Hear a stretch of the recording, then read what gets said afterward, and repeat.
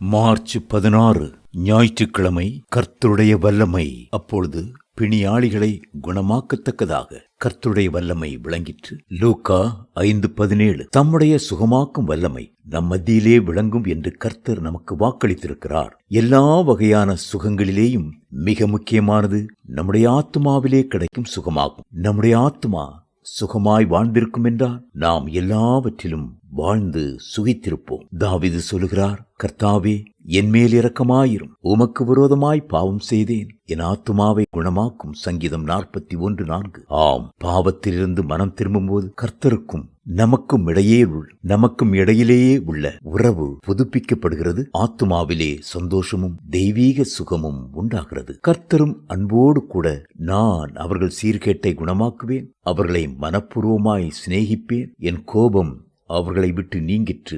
ஓசியா 14:4.